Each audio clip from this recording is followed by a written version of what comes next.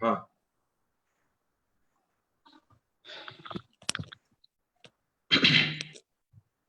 ॐ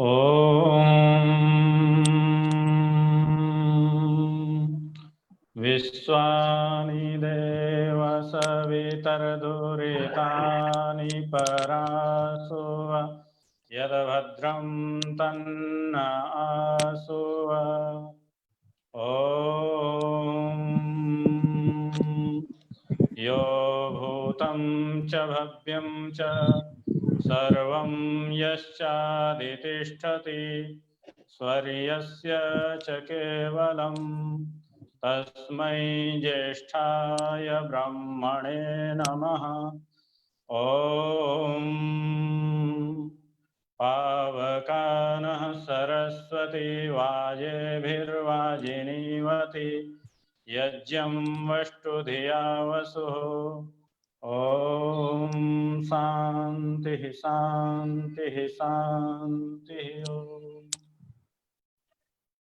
आज के इस 23वें दिवस में आप सभी का हार्दिक स्वागत करते हुए यह कार्यक्रम आर्य समाज मंदिर महर्षि दयानंद मार्ग कांकरिया अहमदाबाद के द्वारा आयोजित किया जा रहा है और इसके 23वां व्याख्यान प्रारंभ हो रहा है।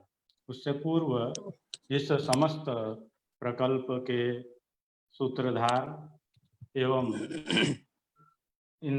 इसके मूल में जो प्रेरणा निहित है वो प्रोफेसर कमलेश कुमार चौकसी जी, जो इस आर्य समाज के यशस्वी प्रधान भी हैं एवं गुजरात विश्वविद्यालय नियामक भाषा साहित्य के वे संस्कृत विभाग में प्रोफेसर भी हैं।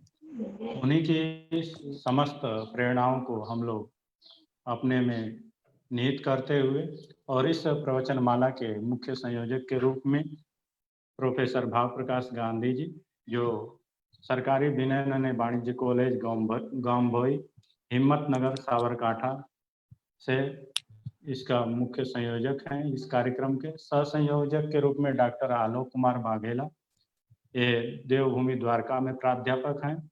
डॉक्टर प्रशांत शर्मा जी, ये सरकारी विनय एवं वाणिज्य कॉलेज बनासकांठा में अध्यापनरत हैं।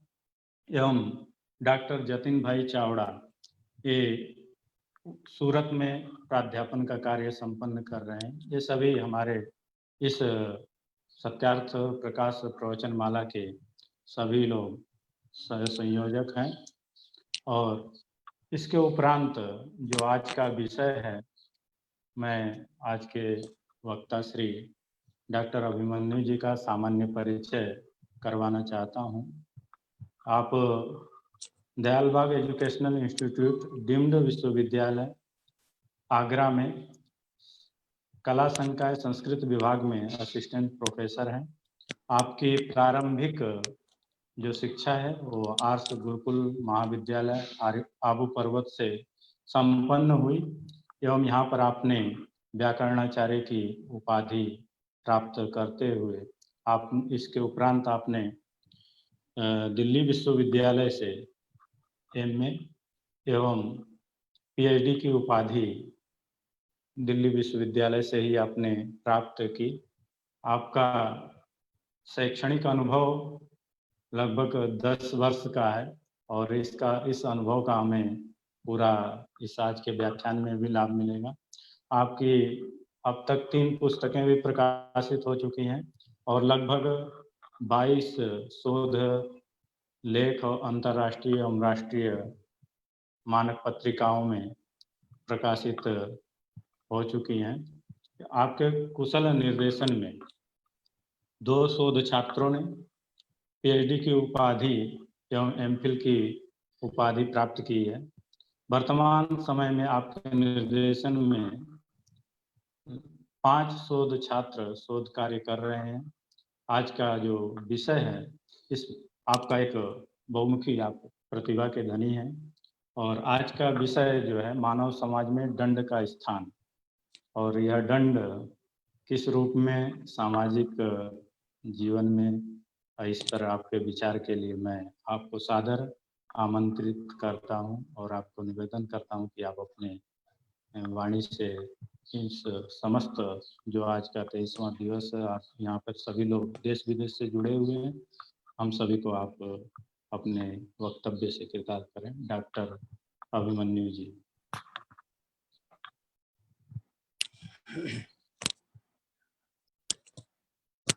बहुत बहुत धन्यवाद आनंद जी।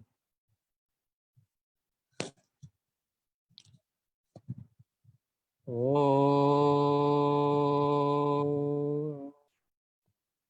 यस्य भूमिः प्रमान्तरिक्षं मुतोदरं दिवं यश्चक्रिमूर्धानं तस्मै ज्येष्ठाय ब्रह्मणे नमः। यं ब्रह्मा वरुणेन्द्ररुद्रमरुतस्तुन्वन्ति दिव्यस्तवै वेदै साङ्गपदक्रमोपनिषदै गायन्ति यं सामगाः। ध्यानावस्थिततद्गतेन मनसा पश्यन्ति यं योगिनः यस्यन्तं न विदुः सुरासुरगणः देवाय तस्मै नमः।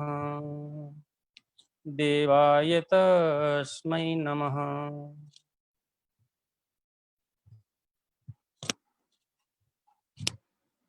नमः सभाभ्यः सभापतिभ्यश्च।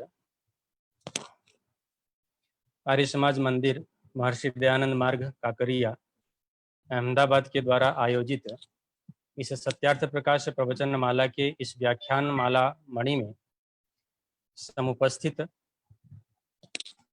इस कार्यक्रम के प्रेरक और मार्गदर्शक, मुझ पर सदैव अहेतुकी कृपा धारण करने वाले श्रद्धेय गुरुवर प्रोफेसर कमलेश कुमार चौकसी जी, कार्यक्रम के संयोजक मेरे ज्येष्ठ भ्रातृकल्प सहृदय डॉक्टर भावप्रकाश जी, सह संयोजक डॉक्टर आलोक बाघेला जी, डॉक्टर प्रशांत शर्मा जी और मेरे मित्र डॉक्टर आनंद कुमार जी, डॉक्टर जतिन चावड़ा जी तथा आर्य समाज के समस्त पदाधिकारीगण। इस अंतर्जालीय मंच पर प्रत्यक्ष व अप्रत्यक्ष रूप से उपस्थित समस्त प्रबुद्ध विद्वज्जन आज इस व्याख्यान माला के 23वें व्याख्यान में मानव समाज में दंड का स्थान इस विषय को लेकर मैं आपके समक्ष उपस्थित हूँ। इस महनीय कार्यक्रम में मुझ जैसे बाल बुद्धि को अपनी बात रखने का अवसर दिया, इसे मैं पुरस्कार मानूं या दंड यह नहीं पता, किंतु यथामति इस विषय को प्रस्तुत करूंगा।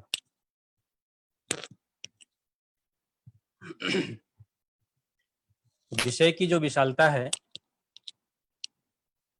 और उसका जो आधार ग्रंथ है, दोनों ही इतने विस्तृत हैं कि इतने अल्प समय में इसको प्राप्त कर पाना, चाहे इसको समझ पाना दुष्कर कार्य है।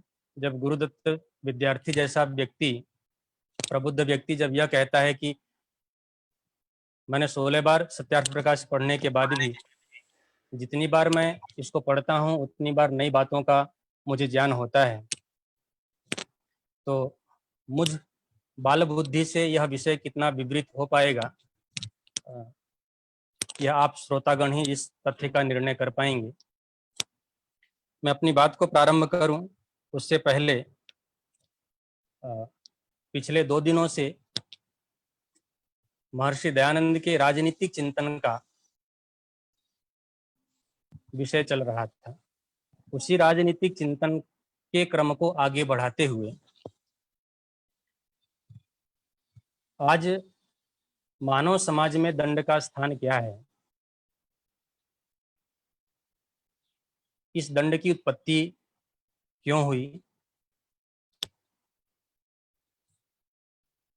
इसको कौन धारण कराता है, आदि इन सभी विषयों को लेकर के इन सभी पक्षों पर प्रकाश डालते हुए मैं अपनी बात को प्रस्तुत करता हूँ। स्वामी दयानंद बहुमुखी प्रतिभा के धनी थे। विशुद्ध आध्यात्मिक विचारक होते हुए भी उन्होंने मानव जीवन के प्रत्येक क्षेत्र, धार्मिक, सामाजिक, आर्थिक एवं राजनीतिक में अपनी प्रतिभा का परिचय दिया है। अपने ब्रह्म सुख की चिंता को छोड़कर उन्होंने मानव तथा राष्ट्र के चतुर्दिक उन्नयन हेतु मन, वचन तथा कर्म से अथक प्रयास किया। यही कारण है कि आध्यात्मिक दयानंद और राष्ट्रवादी दयानंद में अंतर कर पाना दुष्कर प्रतीत होता है। उन्होंने किसी देश, धर्म या जाति विशेष के लिए चिंतन नहीं किया, अपितु उनका चिंतन समस्त मानव जाति से संबद्ध है। वे विश्व नागरिक थे, अपनी कृतियों से भी कहीं अधिक ऊंचे थे। धार्मिक व्यक्ति के रूप में सार्वजनिक जीवन में प्रविष्ट हुए और राष्ट्रवादी हो गए। वे शुद्धता ग्राही थे। उनके लिए सत्य की उपासना ही सच्ची उपासना थी। धर्म के मिथ्या आडंबरों पर आक्रोश भरी उनकी कठोरता यथार्थ को उद्घाटित करने वाली सीधी सादी शैली है। आध्यात्मिक एवं राष्ट्रवादी विचारों में पूर्णतया निमग्न दयानंद तत्कालीन दुर्व्यवस्था एवं अधोगति को समाप्त करने के लिए जिस भावावेग पूर्ण वाग्मिता तथा निर्भीकता से लेखन प्रवचन किया है, वह उनके अद्वितीय व्यक्तित्व का प्रतीक है। राजनीतिक परिधि से सर्वथा असंपृक्त रहते हुए भी राजनीति के क्षेत्र में प्रभुत अवदान दयानंद जैसे दार्शनिक संत की सर्वप्रमुख विशेषता है। उनके दर्शन का आधार वेद एवं आर्ष ग्रंथों में निहित अभ्युदयवादी मान्यताएं हैं। यह सत्य है कि महर्षि दयानंद का युग तथा युग चेतना वर्तमान युग की चेतना से भिन्न थी, परंतु उनके राजनीतिक दर्शन में अनेक ऐसे शाश्वत तत्व निहित हैं जो सार्वजनीन एवं सार्वकालिक होने के साथ ही वर्तमान में भी सर्वथा उपयुक्त एवं अनुपालनीय हैं। फ्रांस के एक बहुत बड़े विद्वान हुए हैं जिनका नाम है जॉर्ज लुई बुफो। उनका कहना है कि शैली ही व्यक्ति है। स्वामी दयानंद के संबंध में यह उक्ति पूर्णतया चरितार्थ होती है। स्वामी दयानंद के कथन की स्पष्टता उनके चिंतन की स्पष्टता का प्रतिफल है। उन्होंने अपने प्रत्युत्पन्न मतित्व एवं वर्षों की कठोर साधना से संचित ज्ञान और ध्यान द्वारा अपने विचारों के सत्यापन हेतु वेद आदि ग्रंथों का प्रमाण प्रस्तुत कर दर्शन के क्षेत्र में अध्ययन के ऐतिहासिक उपागम के सिद्धांत का प्रतिपादन किया। उनका मत था कि राज्य या समाज के प्रारंभिक स्वरूप और विकास के विभिन्न चरणों का अध्ययन ऐतिहासिक पृष्ठभूमि में ही किया जा सकता है। यही कारण है कि दयानंद ने राज्य की उत्पत्ति, विकास, प्रकृति, क्षेत्र, कार्य, प्रकार, न्याय, दंड, अर्थ, रक्षा एवं राष्ट्रवादी चिंतन के पक्ष पोषण में वेद तथा प्राचीन भारत के गौरवपूर्ण इतिहास का उदाहरण दिया है। वेद आदि शास्त्र एवं इतिहास से उपलब्ध ज्ञान एवं अनुभव के आधार पर ही उन्होंने अपने समस्त विचारों को श्रेणीबद्ध किया है। दार्शनिक दृष्टिकोण से इसे निगमनात्मक आदर्शमूलक पद्धति भी कहा जा सकता है। स्वामी दयानंद की ऐतिहासिक पद्धति हमारी संस्कृति, सभ्यता, धर्म एवं दर्शन के मूलभूत आदर्शों के आधार पर भविष्य के प्रति सचेष्ट एवं सजग करते हुए राष्ट्र रक्षा एवं विकास का मार्गदर्शन कराती है। स्वामी दयानंद आधुनिक धर्मानुप्राणित राजनीति के प्रथम प्रणेता हैं। पाश्चात्य राजनीतिक चिंतन का इतिहास इस तथ्य का साक्षी है कि पुनर्जागरण आंदोलन में अग्रणी इटली के फ्लोरेंस नगर के राजनीतिक विचारक, जिनका नाम मैकियावेली है, जो 1469 से 1527 के मध्य हुए हैं, इनके युग से ही राजनीति को धर्म एवं नैतिकता से पूर्णतया पृथक करना प्रारंभ कर दिया गया था। मैकियावेली का मानना था कि राज्य किसी नैतिकता को नहीं जानता। जो कुछ वह करता है वह न तो नैतिक है और न अनैतिक, प्रत्युत नैतिकता रहित है। मैकियावेली तथा उसके परवर्ती जो हाब्स आदि विचारक हैं, इस प्रकार की चिंतन का दुष्परिणाम यह हुआ कि धीरे धीरे विश्व के अधिकांश राज्यों में परस्पर आचार व्यवहार और नीति रीति में छल छद्म, धोखाधड़ी, अवसरवादिता, साम्राज्यवाद, उपनिवेशवाद, शोषण, हिंसा, युद्धोन्माद आदि प्रवृत्तियों की वृद्धि होती गई। फलस्वरूप आज विश्व मानवता विनाश के कागार पर खड़ी है। भारतीय राजनीति चिंतन में आधुनिक इतिहास में स्वामी दयानंद जैसा भविष्यदर्शी तत्ववेत्ता, दार्शनिक धर्मविहीन राजनीति की दुखद परिणति की संभावना से पूर्वतः परिचित था। इसलिए उनका विश्वास था कि धर्मनीति से पृथक होकर राजनीति सर्वथा स्वार्थ एवं कपट नीति रह जाती है। इसी विश्वास के फलस्वरूप दयानंद ने राजनीति को वेद प्रदत्त शास्त्र स्वीकार करते हुए राज्य संचालन का वह धर्म माना जिससे मानव जाति के समस्त लौकिक एवं पारलौकिक प्रयोजनों की पूर्ति संभव है। यही कारण है कि उन्होंने राज्य शब्द के साथ नीति के स्थान पर धर्म शब्द संयुक्त किया। परंतु यह भी हमें ध्यान रखना चाहिए कि दयानंद ने धर्म शब्द का प्रयोग धारण करने तथा अभ्युदय एवं निश्रेयस के अर्थ में किया है, किसी संप्रदाय के अर्थ में नहीं। वस्तुतः जिस प्रकार आत्मा के अभाव में शरीर चेतना शून्य होकर नष्ट हो जाता है, उसी प्रकार धर्म शून्य राजनीति भी नष्ट हो जाती है। इसलिए दयानंद ने धर्मानुप्राणित राजनीति को ही स्वीकृति प्रदान की है। उपर्युक्त कथनों एवं समीक्षाओं के परिप्रेक्ष्य में यह कहा जा सकता है कि यदि हमें राजनीति में समाविष्ट दोषों और भ्रष्टाचार आदि को समाप्त कर मानव मूल्यों को सुरक्षित रखना है, तो निश्चय ही दयानंद प्रतिपादित धर्मानुप्राणित राजनीति के सिद्धांत को व्यवहार में प्रयुक्त करना होगा। दयानंद ने राजनीतिक सत्ता क्षत्र को आध्यात्मिक सत्ता ब्रह्म से समन्वित कर जिस वैदिक आदर्श की स्थापना की है, वह आज भी अनुपालनीय है और ऐसे वैदिक आदर्श की स्थापना के लिए समाज में दंड की महती आवश्यकता का प्रतिपादन किया है। दंड क्या है? राजा, राज्य और क्षत्र की शक्ति और संप्रभुता का द्योतक और किसी अपराधी को उसके अपराध के निमित्त दी गई सजा को दंड कहते हैं। एक दूसरे संदर्भ में राजनीति शास्त्र के जो 4 उपाय हैं, साम, दाम, दंड, भेद, उनमें से एक दंड भी है। संस्कारगत क्षेत्र में यदि हम देखें तो मुख्य रूप से ब्रह्मचारी विद्यार्थी के द्वारा धारण किए जाने वाले दंड का उल्लेख किया जा सकता है। गृह सूत्रों, स्मृतियों, उनकी टीकाओं, बृहत संहिता तथा साधारणतया धर्मशास्त्र के अन्य ग्रंथों में तत्संबंधी विशद विवरण प्राप्त होते हैं।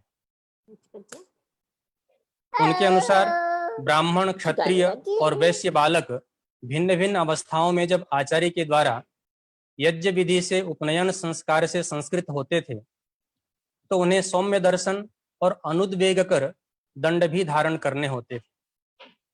शास्त्रगत विधान और परंपरागत मान्यताएं यह है कि ब्राह्मण बालक केशांत पर्यंत बिल्व दंड, क्षत्रिय बालक ललाट पर्यंत पलाश दंड और वैश्य बालक नासिका पर्यंत उदुम्बर का दंड धारण करे।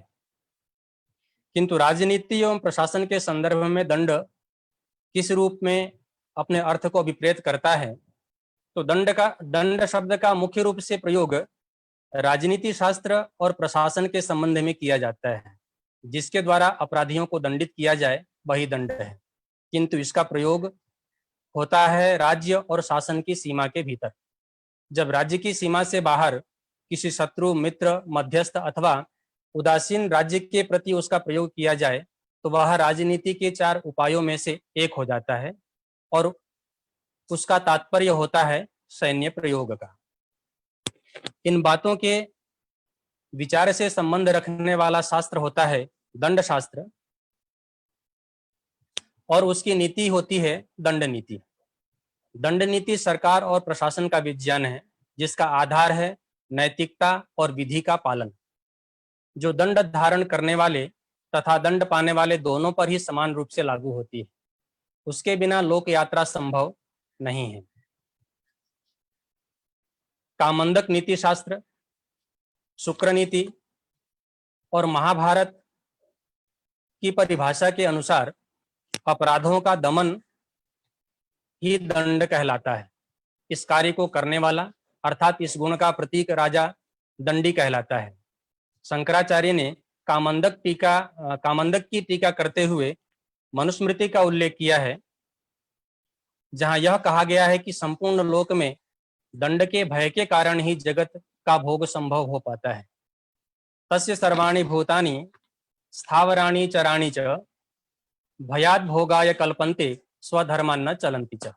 अर्थात दंड वह विधान है जिसके भय से सभी प्राणी अपना अपना भोग करने में समर्थ होते हैं, अन्यथा बलवान व्यक्ति दुर्बल व्यक्ति के धन, पत्नी आदि का ग्रहण कर लेता है। राजा के डर से सज्जन भी नित्य नैमित्तिक आदि नियमों का पालन करते हैं। याज्ञवल्क्य के अनुसार दुराचारियों अर्थात अपराधियों का दमन करना ही दंड है। मनुष्य को प्रमाद से बचाने तथा उसके धन की रक्षा करने के लिए संसार में जो मर्यादा स्थापित की गई है, दंड उसी का नाम है। इससे स्पष्ट होता है कि दंड वह विधान है जो सामाजिक संबंधों, संपत्ति के अधिकारों एवं परंपराओं का सही ढंग से परिपालन करवाता है। स्पष्ट है कि भारतीय राजनीति शास्त्र में दंड का अत्यधिक महत्व है, जो वास्तविक एवं प्रतीकात्मक दोनों स्वरूप से व्यक्त होता है।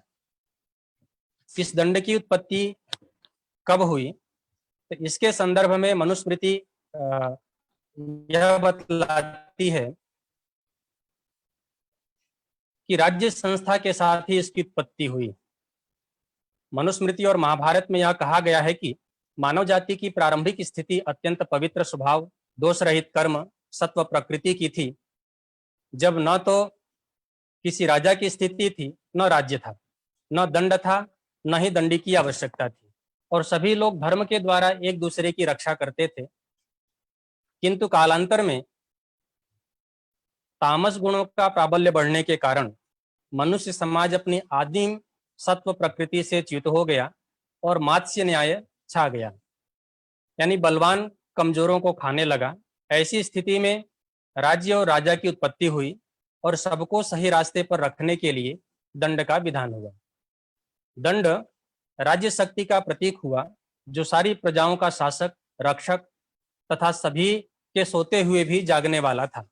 अतः दंड को ही धर्म स्वीकार किया गया। इससे स्पष्ट प्रतीत होता है कि धर्म का साधक केवल दंड ही माना गया है। वह धर्म जिसमें अर्थ और काम भी समाहित हैं, अर्थात दंड त्रिवर्ग का साधक स्वीकृत हुआ। राज्य की शक्ति के रूप में दंड न्यायिक क्षेत्र में प्रसारित होने लगा। उसका उद्देश्य था समाज और धर्म की मान्यताओं और यथास्थिति की रक्षा करना। वह यथास्थिति धर्म के नाम से अभिहित थी और धर्म के भी वर्ण, जाति, आश्रम, देश, काल, समूह, वर्ग, परिवार और व्यवसाय आदि भेदों पर आधारित और भिन्न भिन्न रूपों में मान्य अनेक प्रकार थे, जिनका ज्ञान धर्मासनस्थ दंडकर्ता के लिए अत्यावश्यक होता था। दंड का प्रयोग करने वाला राजा भी यदि धर्म का उल्लंघन करे तो दंड का भागी होता था। धर्म अर्थात विधि से परे कोई न था। धर्म राजाओं का भी राजा था। राज्य का प्रधान राजा अथवा अन्य कोई शक्ति यथा दंड, जैसे गणतंत्र का मुखिया न्यायिक संगठन का प्रधान अवश्य था, किंतु विधि का प्रधान वह कभी नहीं हो सका और विधि के उल्लंघन करने पर दंड उस पर भी सवार हो जाता था।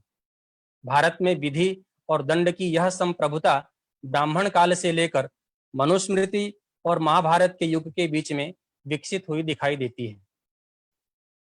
महर्षि दयानंद ने राज्य में एक सशक्त दंड व्यवस्था रखने के समर्थक थे।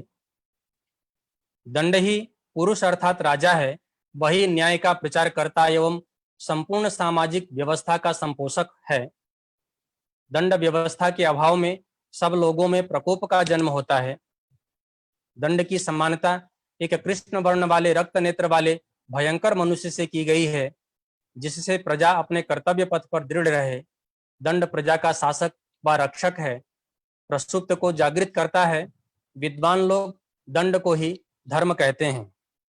मनुस्मृति का यह श्लोक भी इसी तथ्य को प्रतिपादित करता है कि दंडः शास्ति प्रजा सर्वा दंड एवाभिरक्षति दंडः सुप्तेषु जागर्ति दंडम धर्मः विदुर्बुधा। इस प्रकार महर्षि दयानंद ने दंड की अत्यंत महिमा का गान किया है, किंतु दंड का प्रयोग करने के लिए अत्यंत विवेक की आवश्यकता है। सुविचारित दंड ही प्रजा के लिए आनंददायक सिद्ध होता है। अविचारित दंड व्यवस्था अंततः राज्य का नाश करती है। समीक्ष धृतः सम्यक सर्वारंजयति प्रजा असमीक्ष प्रणीतस्तु विनाशयति सर्वतः। सुविचारित दंड व्यवस्था के लिए निम्नलिखित बातों का होना आवश्यक है। प्रथम, दंड देने वाले के हृदय की पवित्रता। द्वितीय, दंड का उदात्त उद्देश्य। तृतीय, ठीक अपराधी को ही दंड। तथा चतुर्थ, अन्य उपायों के निष्फल होने पर दंड को अंतिम अस्त्र के रूप में प्रयुक्त करना। इन पर क्रमशः देखते हैं कि दंड देने वाले के हृदय की पवित्रता किस प्रकार की होनी चाहिए। महर्षि दयानंद द्वारा प्रतिपादित दंड व्यवस्था में न्यायाधीश दंड का निर्देश करता है तथा राजा उस दंड को देता है, किंतु इन दोनों को दंड देने का अधिकार तभी है जब इनका हृदय अत्यंत निश्चल एवं निष्पक्ष हो।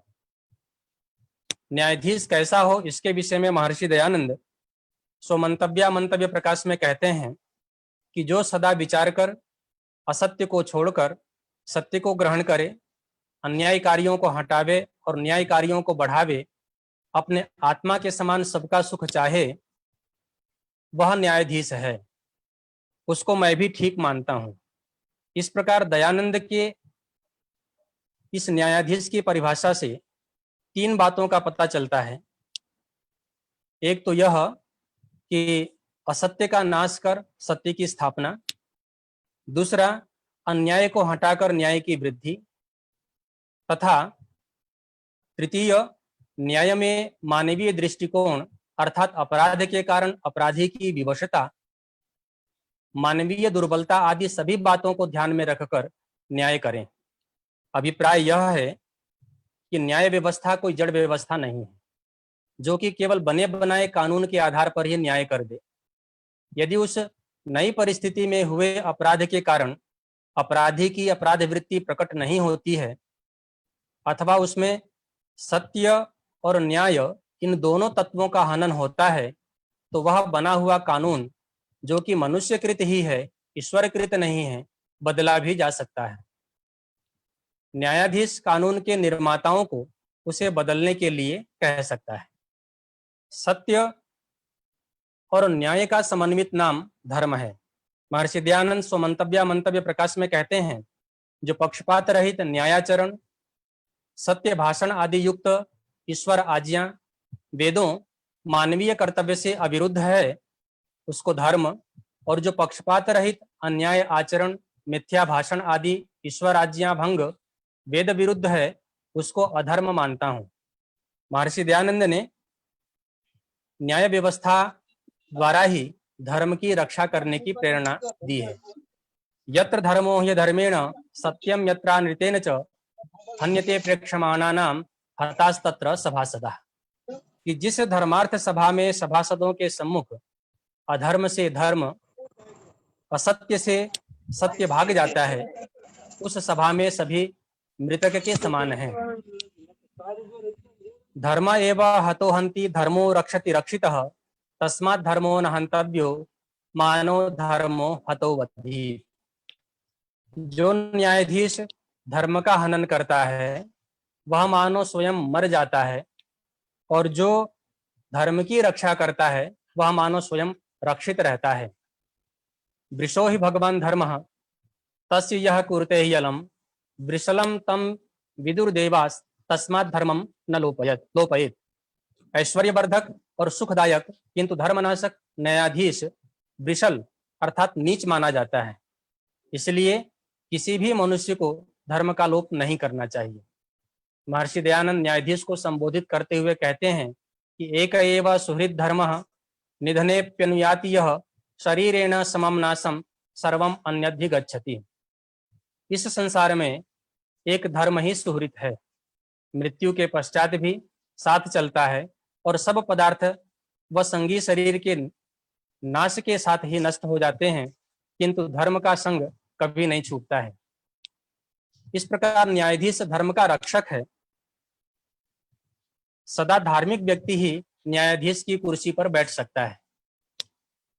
न्यायाधीश के साथ साथ राजा को भी निम्नलिखित गुणों से युक्त होना चाहिए, जिसका उल्लेख मनु महाराज करते हैं। तस्याहु संप्रणेतारम राजानम सत्यवादिनम समीक्षकारिणम प्राज्यम धर्म कामार्थ को विदम।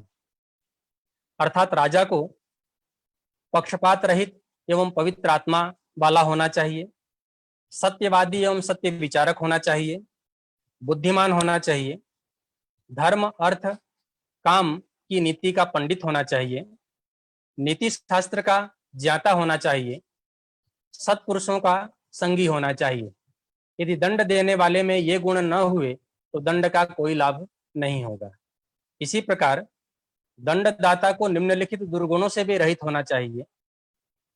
उसे लंपट, टेढ़ा या कुटिल, ईर्ष्यालु, क्षुद्र अर्थात नीच बुद्धि वाला, अधर्मात्मा, अनष्ट अर्थात विद्या व सुशिक्षा से रहित, विषयों में आसक्त तथा मूढ़, इन दुर्गुणों से रहित होना चाहिए।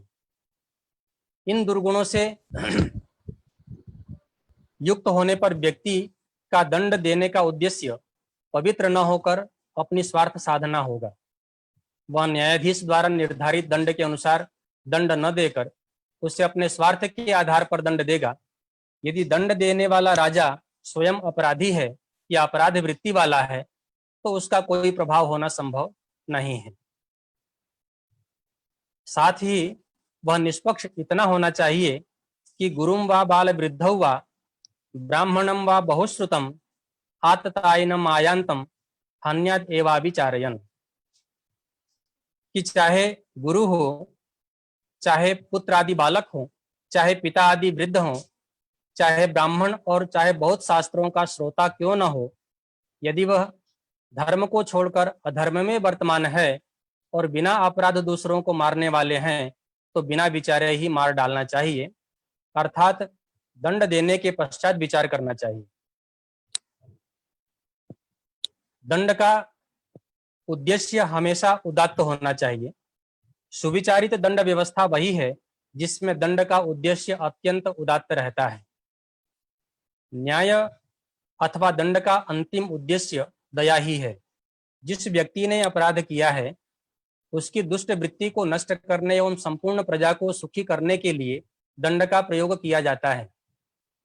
अपराध रूपी विष को समाप्त करने एवं सद्वृत्ति रूपी अमृत के पान के लिए दिया गया दंड ही फलदायक होता है।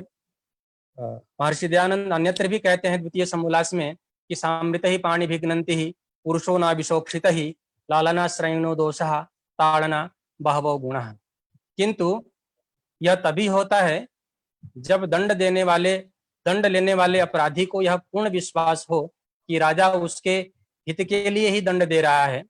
जिस प्रकार माता पिता का दंड बच्चे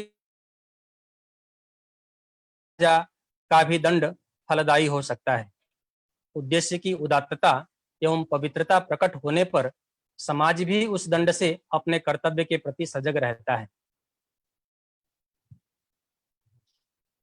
ठीक अपराधी को ही दंड देना चाहिए, अनपराधी को नहीं। दंड व्यवस्था की सफलता के लिए अत्यंत आवश्यक है कि दंड ठीक अपराधी को ही दिया जा रहा हो। यदि अनपराधी को दंड और अपराधी को पुरस्कार मिलने लगे तो वह दंड व्यवस्था व्यक्ति एवं समाज का सुधार करने के स्थान पर उसमें अव्यवस्था और अपराध वृत्ति ही उत्पन्न करेगी। महर्षि दयानंद की इस विषय में स्पष्ट मान्यता है कि जिस अन्याय में अधर्मी को दंड नहीं मिलता वहां सभी सभासद घायल के समान समझे जाते हैं। इसके विपरीत जो राजा दुष्ट के प्रति अति तीक्ष्ण तथा श्रेष्ठ पर कोमल रहता है वह अति माननीय होता है। यदि राजा दंडनीय को दंड नहीं देता और अदंडनीय को दंड देता है तो वह जीता हुआ बड़ी निंदा और बड़े दुख को प्राप्त करता है। इसलिए जो अपराध करे उसको सदा दंड देवे और निरपराधी को दंड कभी न देवे। अधर्म से किया दंड पूर्व प्रतिष्ठा, वर्तमान और भविष्य में और पर जन्म में होने वाली कीर्ति का नाश करने वाला होता है और पर जन्म में भी दुखदायक होता है। जब राज्यसभा में पक्षपात के साथ अन्याय किया जाता है, वहां अधर्म के 4 विभाग हो जाते हैं और उनमें से एक अधर्म का कर्ता, दूसरा साक्षी, तीसरा सभासद और चौथा अधर्मी सभा का सभापति अर्थात राजा को प्राप्त होता है।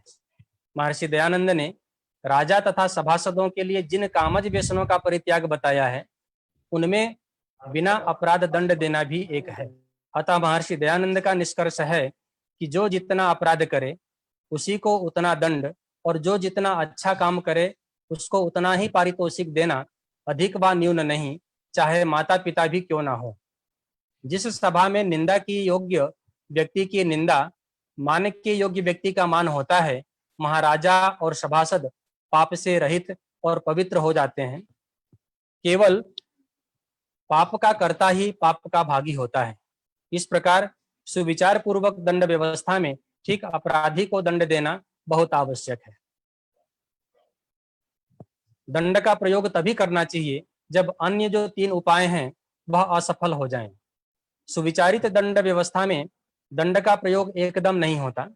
जब सब प्रयत्न असफल हो जाते हैं तब अंतिम अस्त्र के रूप में दंड का प्रयोग किया जाता है।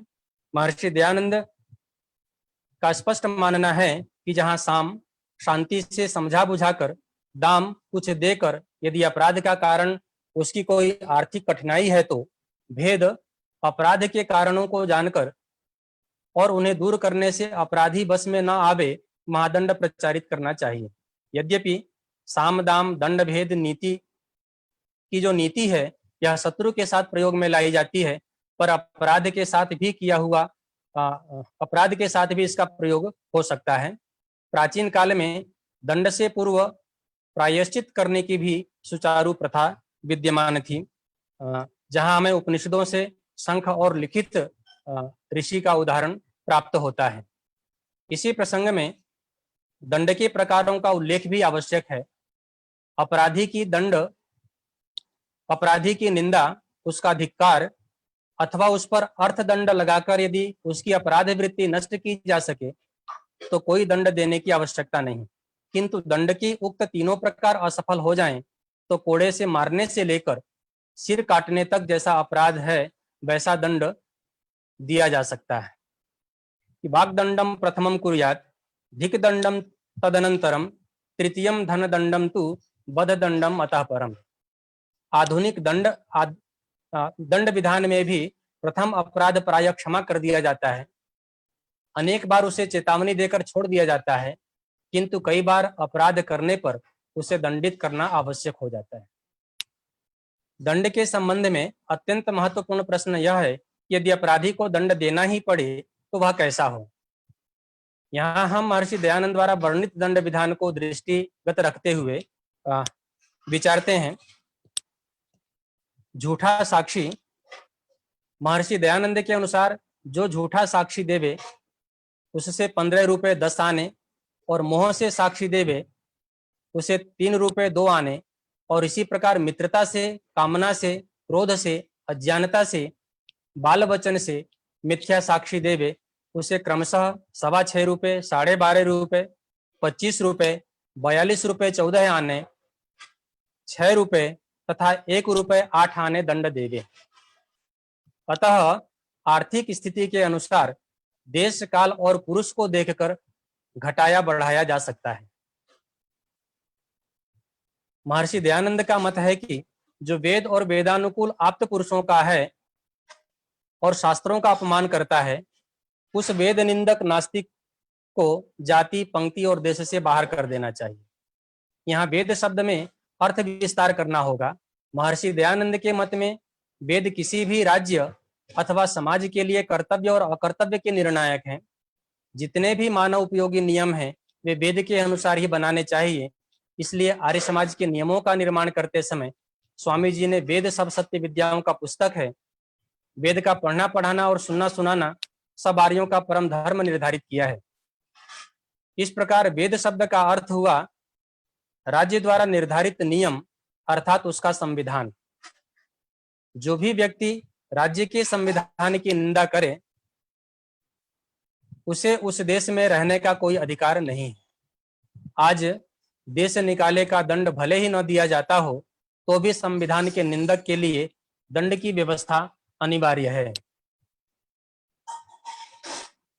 दंड देने के स्थान जो निर्धारित किए हैं वे 10 हैं, जिनमें उपस्थम उदरम जिह्वा, हस्तौ पादौ च पंचमम, चक्षुर्नासा च कर्णौ च, धनम देहस्तथैव च। कि उपस्थेंद्रिय, उदर, हाथ, जिह्वा, पग, आंख, नाक, कान, धन और देह, यह 10 स्थान हैं कि जिन पर दंड दिया जाता है।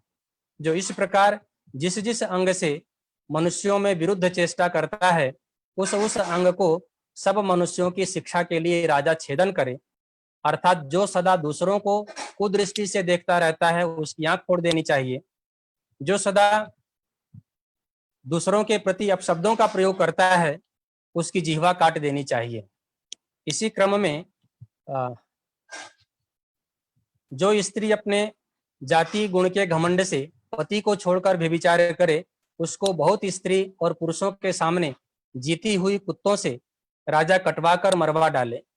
इसी प्रकार जो पुरुष अपनी स्त्री को छोड़कर पर स्त्री या वेश्यागमन करे उस पापी को लोहे के पलंग को अग्नि से तपाकर उस पर सुलाकर जीते जी बहुत पुरुषों के सम्मुख भस्म कर देवे। महर्षि दयानंद द्वारा निर्दिष्ट इन कठोर दंड विधान को देखकर एक प्रश्नकर्ता ने कहा कि यह कड़ा दंड उचित नहीं है, क्योंकि मनुष्य किसी अंग को बनाने या जिलाने वाला नहीं है। अर्थात जो किसी मनुष्य का कोई अंग नहीं बना सकता वह उसके अंग को काटने का अधिकारी भी किस प्रकार हो सकता है। अतः ऐसा कठोर दंड नहीं देना चाहिए। महर्षि दयानंद ने उत्तर दिया कि जो इसको कड़ा दंड मानते हैं वे राजनीति को नहीं समझते, क्योंकि एक पुरुष को इस प्रकार दंड होने से सब लोग बुरे काम करने से अलग रहेंगे और बुरे काम को छोड़कर धर्म मार्ग में स्थित रहेंगे। सच पूछो तो एक राई भर भी यह दंड सबके भाग्य में न आवेगा। यदि सुगम दंड दिया जाए तो दुष्ट काम बहुत बढ़कर होने लगेंगे। जिसको तुम सुगम दंड कहते हो वह करोड़ों गुना अधिक होने से करोड़ों गुना कठिन होता है, क्योंकि जब बहुत मनुष्य दुष्ट कर्म करेंगे तब थोड़ा थोड़ा दंड भी देना पड़ेगा। इस बात को उन्होंने गणित की सहायता से समझाया। पहले एक व्यक्ति अपराध करता था, उसे 1 मन दंड देकर शेष सभी को अपराध से बचा लिया जाता था। अब दंड व्यवस्था सुगम कर देने पर सभी द्वारा अपराधी हो जाने के कारण सबको पाव पाव भी दंड दिया जाए तो राज्य में दंड की मात्रा बहुत अधिक होगी। आचार्य चाणक्य ने भी लिखा है कि यदि चोरी की घटना घट जाए तो उस क्षेत्र के पुलिस अधिकारी को आदेश होना चाहिए कि 3 महीने के अंदर चोरी का पता लगाकर चोरी किए हुए माल को उसके मालिक को लौटा दे और अपराधी को उचित दंड की व्यवस्था कराए। यदि पुलिस अधिकारी नियत अवधि में चोरी का पता न लगा सके तो चोरी किए हुए माल की क्षतिपूर्ति उस अधिकारी के वेतन से करनी चाहिए। यह बात कितनी उत्तम है।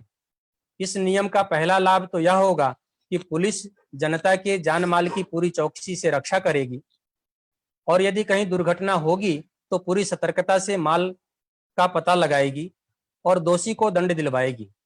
दूसरा लाभ यह होगा कि जनता का सरकार में विश्वास बढ़ेगा और वह अपने को सुरक्षित समझकर पूरे उत्साह से उद्योग धंधे आदि कर पाएगी। महर्षि दयानंद ने जिस दंड व्यवस्था का उल्लेख किया है वह एक आदर्श समाज अथवा आदर्श राज्य की दंड व्यवस्था है, जहां सर्वत्र ईमानदारी, सत्याचरण, धर्मनिष्ठा आदि है। संपूर्ण समाज में नैतिकता, सच्चरित्रता आदि का व्यक्तिगत गुण है। यदि ऐसी स्थिति में कोई व्यक्ति अपराध कर दे तो उसे कठोर दंड की आवश्यकता पड़े तो मृत्यु दंड भी देने में कोई हानि नहीं है, क्योंकि एक मछली जो सारे तालाब को खराब करना चाहती थी उसे मारकर तालाब से बाहर फेंक कर हमने सारे तालाब की रक्षा कर ली है। राजा और राजपुरुष के लिए भी दंड का विधान महर्षि दयानंद करते हैं। महर्षि दयानंद से यह पूछने पर कि राजा और रानी अथवा न्यायाधीश व उनकी स्त्री व्यभिचार आदि कुकर्म करें तो उनको कौन दंड देवे, महर्षि ने इसका उत्तर दिया कि सभा दे, अर्थात उनको प्रजा पुरुषों से भी अधिक दंड मिलना चाहिए। फिर प्रश्न किया कि यदि राजा उनसे दंड क्यों ग्रहण करेंगे, तो दयानंद ने उत्तर दिया कि राजा भी एक पुण्यात्मा भाग्यशाली मनुष्य है। जब उसी को दंड न दिया जाए और वह दंड ग्रहण न करे तो दूसरे मनुष्य दंड क्यों मानेंगे, और जब सब प्रजा और प्रधान राज्य अधिकारी और सभा धार्मिकता से दंड देना चाहे तो अकेला राजा क्या कर सकता है। जो ऐसी व्यवस्था न हो तो राजा, प्रधान और सब समर्थ पुरुष अन्याय में डूबकर, न्याय धर्म को डुबाकर, सब प्रजा का नाश कर आप भी नष्ट हो जाए। इस नियम को स्मरण करो कि न्याय युक्त दंड ही का नाम राजा और धर्म है। जो उसका लोप करता है उससे नीच पुरुष दूसरा कौन होगा। एक अन्य स्थान पर भी कहा कि यदि राजा या रानी भी व्यभिचार आदि कुकर्म करें तो उसे सभा दंड देवे। उसे दंड लेना पड़ेगा। जब सब राज्य अधिकारी और प्रजाजन दंड देना चाहें तो अकेला राजा क्या कर सकता है, और राजा श्रेष्ठ होकर जब बुराई करे तो उसे प्रजा से भी अधिक दंड मिलना चाहिए। न्यायाधीश के दंड के साथ अन्य राजपुरुषों के अपराध वृत्ति पर भी राजा को ध्यान रखना चाहिए। अनेक बार राजा के नाक के नीचे ही अपराध हो रहा होता है और राजा को इसकी खबर नहीं लगती। राजा को उन पर कड़ी नजर रखना चाहिए और न्याय सभा से दंड दिलवाना चाहिए। इसी प्रकार न्यायालय में भी राजपुरुष अपराध कर सकते हैं। विशेषवादी प्रतिवादी से उत्कोच लेकर उनके प्रति पक्षपात कर सकते हैं। दयानंद की व्यवस्था है कि जो राजपुरुष अन्याय से वादी प्रतिवादी से गुप्त धन लेकर पक्षपात और अन्याय करें उसका सर्वस्व हरण करके यथा योग्य दंड देकर ऐसे देश में रखे जहां से पुनः लौटकर न आ सके, क्योंकि यदि उसको दंड न दिया जाए तो उसको देखकर अन्य राज्य पुरुष भी ऐसे दुष्ट कर्म करेंगे और दंड दिया जाए तो बचे रहेंगे। इस प्रकार स्पष्ट है कि दंड व्यवस्था राज्य के प्रत्येक छोटे बड़े, धनी निर्धन, बलवान निर्बल, शिक्षित अशिक्षित, राजा प्रजा आदि के लिए है, न कि केवल निर्बल निर्धन एवं अशिक्षित प्रजा के लिए ही है। वर्तमान भारत की दंड व्यवस्था के अनुसार भी प्रत्येक छोटे बड़े देशवासी के लिए समान रूप से दंड व्यवस्था का निर्धारण किया गया है, परंतु स्वामी दयानंद की दृष्टि में ऊपर से समान प्रतीत होने वाली दंड व्यवस्था में वस्तुतः बहुत ही असमानता है। महर्षि दयानंद द्वारा निर्धारित दंड व्यवस्था में धनी निर्धन, शिक्षित अशिक्षित एवं राजा प्रजा के अपराध में भेद माना गया है। उनके अनुसार निर्धन की अपेक्षा धनी, शिक्षित की अपेक्षा अशिक्षित, प्रजा की अपेक्षा राजपुरुष अथवा राजा को कोई अपराध करे तो धनी, शिक्षित और प्रजा पुरुष को राजपुरुष का जो अपराध है वह अपेक्षाकृत बड़ा माना जाना चाहिए। जिस व्यक्ति में जितना सामर्थ्य, विवेक और अधिकार है उसका उत्तरदायित्व भी उतना ही अधिक है। जिस प्रकार माँ अपने 5 और 10 वर्ष के पुत्र के अपराध में अंतर करती है और वह अंतर न्यायोचित होता है, उसी प्रकार प्रजा और राजपुरुष के अपराध में भी अंतर अपेक्षित है। निर्धन एवं अशिक्षित व्यक्ति को थोड़े से ही दंड में वश में किया जा सकता है, किंतु धनी एवं शिक्षित व्यक्ति को थोड़े दंड से वश में करना कठिन है। दयानंद का कथन है कि अपराध में प्रजा से राजपुरुषों पर अधिक दंड होना चाहिए, क्योंकि बकरी के प्रमाद को रोकने से सिंह का प्रमाद रोकने में अधिक प्रयत्न होना उचित है। इस संबंध में उनकी निम्नलिखित मान्यता है कि जिस अपराध में साधारण मनुष्य पर 1 पैसा दंड हो, उसी अपराध पर राजा को सहस्त्र पैसा दंड होना चाहिए, अर्थात साधारण मनुष्य से राजा को सहस्त्र गुना दंड मिलना चाहिए। मंत्री अर्थात राजा के दीवान को 800 गुना, उससे नीचे को 700 गुना और उससे भी न्यून को 600 गुना, इसी प्रकार उत्तरोत्तर अर्थात जो एक छोटे से छोटा भृत्य अर्थात चपरासी आदि है उसको 8 गुना दंड से कम नहीं मिलना चाहिए। और जो विवेकी होकर चोरी करे उसमें शूद्र को चोरी से 8 गुना, वैश्य को 16 गुना, क्षत्रिय को 20 गुना, ब्राह्मण को 64 गुना अथवा 100 गुना अथवा 128 गुना दंड होना चाहिए। अर्थात जिसका जितना ज्ञान और जितनी प्रतिष्ठा अधिक हो उसको अपराध में उतना ही दंड अधिक होना चाहिए। महर्षि दयानंद का अभिप्राय सर्वथा स्पष्ट है कि दंड का उद्देश्य अपराध वृत्ति को नष्ट करना है। जिस व्यक्ति की यह वृत्ति जितने समय में नष्ट हो जाए या जितने दंड से नष्ट हो जाए उसको उतना ही दंड मिलना चाहिए। स्वामी दयानंद के राजनीतिक दर्शन का एक प्रमुख अवदान है विधि के शासन के सिद्धांत का प्रतिपादन करना। उनका यह सिद्धांत इसलिए और भी अधिक महत्वपूर्ण है कि उनके युग में विधि राजाओं का अंग्रेज शासकों की इच्छा का प्रतिफल मात्र हुआ करती थी। विधि विहीनता के उस युग में दयानंद ने व्यक्ति एवं उसकी इच्छाओं के शासन को पूर्णतया अस्वीकार करते हुए विधि के शासन के सिद्धांत की घोषणा की है। उनका मत है कि विधि का निर्माण वेदादि शास्त्रों के अनुसार सभा और प्रजा की सहमति द्वारा किया जाना चाहिए तथा वह विधान किसी भी दशा में ईश्वरीय विधान के प्रतिकूल न हो। इस प्रकार की विधि का अनुपालन राजा और प्रजा द्वारा समान भाव से किया जाना चाहिए। शासन विधि का होगा, व्यक्ति का नहीं, तथा विधि का सबको समान संरक्षण प्राप्त होगा।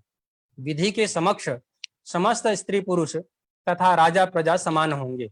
उसके उल्लंघनकर्ता में कोई भी अदंड्य नहीं होगा। दयानंद की राजदर्शन में अत्यंत व्यावहारिक एवं मनोवैज्ञानिक न्याय प्रक्रिया का, जिसके अंदर साक्ष्य, शपथ, बहस, वकील आदि का ही प्रावधान नहीं है, अपितु नारी की स्वाभाविक लज्जा एवं संकोच को ध्यान में रखते हुए स्त्रियों द्वारा ही साक्ष्य ग्रहण एवं न्याय का विधान किया गया है। दयानंद की न्याय प्रणाली में सम्यक दंड की संकल्पना के साथ योग्यता, पद, प्रतिष्ठा, शिक्षा एवं सामाजिक स्थिति की विभिन्नता को दृष्टि में रखते हुए एवं गुणात्मक और मात्रात्मक रूप से कठोर दंड की व्यवस्था है। इस प्रकार दयानंद की न्याय व्यवस्था वर्तमान न्याय एवं शासन में व्याप्त भ्रष्टाचार को समूल समाप्त करने हेतु अनुकरणीय है। ना कहकर मैं अपनी बात को समाप्त करता हूँ। संभव है इस विषय के उपस्थापन में कुछ त्रुटियां रह गई हों, तो आयोजक गण उसे मेरा प्रमाद मानकर और मुझे समुचित निर्देश कर सकते हैं। धन्यवाद। बहुत बहुत धन्यवाद अभिमन्यु जी।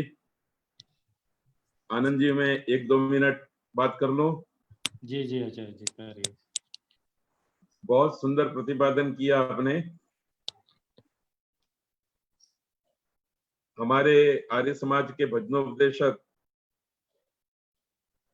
जनमेदिनी के सामने इस बात का उद्घोष करते रहे कि झंडे को फहराना है तो भी डंडे की जरूरत पड़ती है। जरूरत है। मतलब यदि डंडा नहीं है तो झंडा भी नहीं फरकता है। तो सुशासन के लिए दंड बहुत अनिवार्य वस्तु है। आजकल कुछ लोग अपने निहित स्वार्थ के लिए एक मानवाधिकार का शस्त्र उठाए हुए हैं और इस शस्त्र से वो गुनहगारों को बचाने का प्रयत्न करते हैं। दंड से उनको सुरक्षित करने का प्रयत्न करते हैं। ऐसे लोगों को समझाना तो ब्रह्मा के वश की भी बात नहीं है, पर हम अपना पक्ष जरूर रख सकते हैं ऐसे लोगों के सामने। जैसे मैं यदि ये कहूं कि गाय को घास दो, तो मुझे ये स्पष्टता करनी पड़ेगी कि गाय क्या है और घास क्या है। जब तक गाय को और घास को डिफाइन नहीं किया जाएगा, उसका लक्षण नहीं बांधा जाएगा, उसका परिचय निश्चित नहीं किया जाएगा, तब तक गाय को घास देने की क्रिया संपन्न नहीं होगी। तो जब आप मानवाधिकार की बात करते हैं तो सबसे पहले आपको डिफाइन करना पड़ेगा कि मानव है कौन। और ये बड़ी विशेष बात है कि गाय आकार से गाय है, कुत्ता आकार से कुत्ता है, सर्प आकार से सर्प है, मगर और मछली भी आकार से मगर और मछली है, और मनुष्य जो है वो आकार से मनुष्य नहीं है। तो सबसे पहले मनुष्य कौन है ये निश्चित होना चाहिए। जो हत्याएं करता है, निर्दोषों को मारता है, बलात्कार करता है, जान और माल का नुकसान करता है, ऐसे व्यक्ति को भी आप मनुष्य कहते हैं। और उस मनुष्य के अधिकार की आप बात करते हैं तो ये मानव समाज नहीं है, ये पशु समाज भी नहीं है, ये तो एक नया ही कोई समाज है जो सारे पशुओं से निम्न स्तर का हो गया है। दूसरी एक छोटी सी बात इस संदर्भ में कहनी है कि दंड की व्यवस्था साक्षी से होती है, और आजकल विशेष रूप से हमारे भारत देश में दंड से अपराधी इसलिए बच जाता है कि उसके साक्षी जो है ना, वो सब स्वार्थी होते हैं, पैसे से खरीद लिए जाते हैं। एकदम गुस्से वाली भाषा में कहें तो हिंदी में, यद्यपि ये शब्द बहुत अच्छा अर्थ में प्रयोग नहीं होता है, पर मक्कार होते हैं। अब देखिए, इसका एक छोटा सा उदाहरण दे करके मैं अपनी बात पूरी करूंगा। जैसे मैं एक अपराधी हूं और मुझे पुलिस पकड़ जाएगी और मेरा बयान लिखेगी, तो सारे लोग जानते हैं कि मैं तो दुष्ट आदमी हूं, अपराधी हूं, तो मैं सच्चा बयान तो लिखाऊंगा नहीं। और पुलिस जब मुझे पूछेगी कि तुमको सहयोग करने वाले कौन लोग थे, तो मेरी टोलकी में जो दुष्ट लोग थे उनको बचा करके मैं तो सज्जनों के नाम लूंगा, क्योंकि मैं तो दुष्ट हूं ना। मैं कोई सत्यवादी नहीं हूं कि आपके सामने मैं जबान खोल दूं मेरे इस अपराध में ये लोग जुड़े हुए थे। पर देखिए, पूरा दंड का विधान इसी में चलेगा कि अपराधी ने क्या बयान दिया, उसके साक्षी कौन लोग थे। तो यदि प्रजा में दंड की उचित व्यवस्था करनी है, तो जैसा स्वामी जी ने भी निर्देश किया है और मनुस्मृति वगैरह में भी उपदिष्ट है कि साक्षी की भी एक प्रतिष्ठा होनी चाहिए, और अपराधी के वचन को सत्य वचन मानना जरूरी नहीं है, आप्त वचन की तरह उस पर विश्वास करना जरूरी नहीं है। बल्कि जो जितना ज्यादा अपराधी है, आज की भाषा में कहे तो प्रोफेशनल अपराधी है, वो तो ऐसी भाषा प्रयोग करता है, ऐसे बयान देता है कि उससे आप सत्य को पकड़ ही नहीं सकते। ये केवल बड़े बड़े अपराधों की बात नहीं है, छोटे छोटे अपराधों में भी, सरकार के कार्यालयों में भी, इनकम टैक्स के संदर्भ में भी, बैंक के फ्रॉड में भी, सब जगह पर ये दुर्व्यवस्था छाई हुई है। ऐसी स्थिति में प्राचीन ऋषि मुनियों के द्वारा प्रवर्तित दंड व्यवस्था को उजागर करना आपका और हमारा कर्तव्य है। तो आपने बहुत अच्छे रूप से इस विषय को रखा। मैं आपका बहुत बहुत धन्यवाद करता हूं।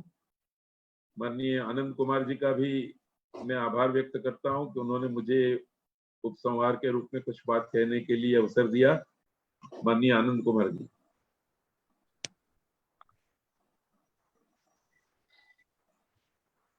यह विषय जैसा कि डॉक्टर साहब ने शुरुआत में ही प्रतिपादित किया था कि बहुत ही गहन है और विस्तृत भी है, तो उसका जो प्रतिपादन कर रहे थे तो निश्चित रूप से यह प्रतीत भी हो रहा था कि वह कितना गूढ़ भी है। और दंड व्यवस्था परिस्थिति, समय, देश काल के अनुरूप यदि नहीं होती है तो वही दंड व्यवस्था जो है किस प्रकार से दुर्गुण व्यवस्था के रूप में प्रचलित हो जाती है। वर्तमान परिस्थितियों में जितनी भी व्यवस्थाएं हैं उन सभी में भ्रष्टाचार और कहीं ना कहीं लोभ, लालच आदि के कारण जो है व्यक्ति या तो अपने पद प्रतिष्ठा से भी अमर्यादित आचरण करना शुरू कर देता है और उसको यह भी भान नहीं होता है कि मैं इस पद के साथ न्याय कर भी पा रहा हूँ कि नहीं कर पा रहा हूँ। ऐसे लोगों का भी उस प्रक्रिया में इस प्रकार से घुल मिल जाते हैं और जिस प्रकार से दीमक जो है उसी लकड़ी में घुस करके उसी को खाता रहता है और खाते खाते उसको उस सत्ता का ही नहीं भान रहता है कि मैं इसको पूरी तरह से समाप्त कर गए। तो इसी तरह से पूरी की पूरी वर्तमान की जो शासन व्यवस्था है उस व्यवस्था को किस प्रकार से दुरुपयोग करते हुए डॉक्टर साहब ने अपने ओजस्वी वाणी से उस पूरे जो प्राचीन कालीन दंड की व्यवस्था है वो कितनी अद्भुत है और कितनी श्लाघनीय है, किंतु उसका आचरण केवल सामान्य व्यक्ति नहीं करता, अपितु राजा से लेकर के उसके समस्त, चाहे वो निम्न से निम्न नीचे तक के जितने भी वो सेवक वर्ग हैं उन सभी से लेकर के राजा तक को उस दंड का विधान है। और और इतना व्यापक वो स्मृति शास्त्रों में, धर्म शास्त्रों में इतना व्यापक वर्णन है कि किसी को एक छोटे से छोटे दंड के लिए भी यदि मानसिक भी कर रहा है तो भी इसका प्रायश्चित करने का विधान है कि कोई गलत विचार भी आ जा रहा है तो भी।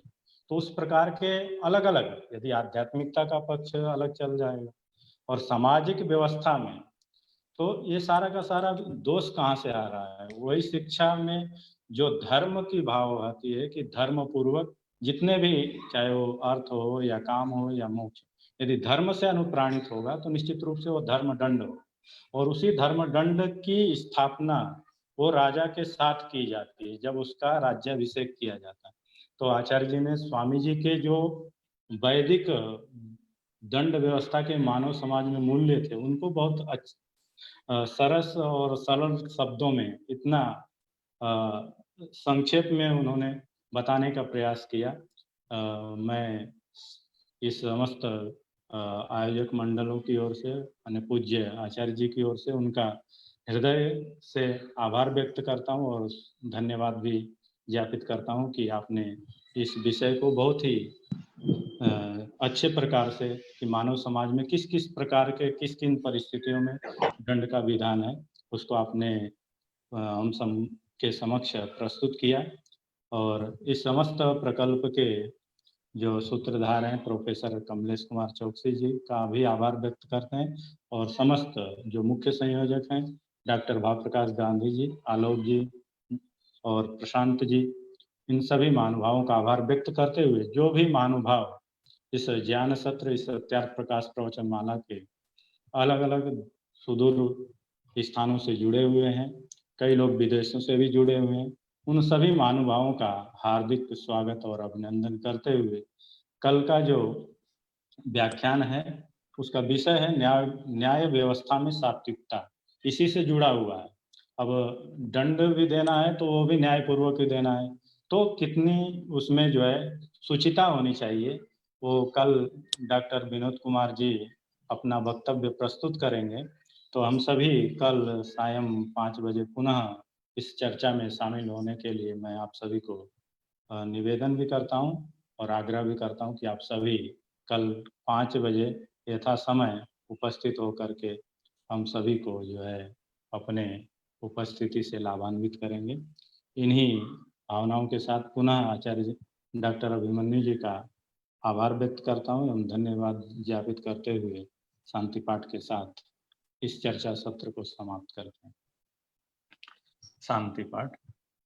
ओम देव शांतिरंतरिक्षगुम शांति पृथिवी शांतिरापः शांतिरोषधयः शांतिः वनस्पतयः शांतिर्विश्वे देवा शांतिर्ब्रह्म शांति सर्वगुम शांति शांतिरेव शांति सामा शांतिरेधि।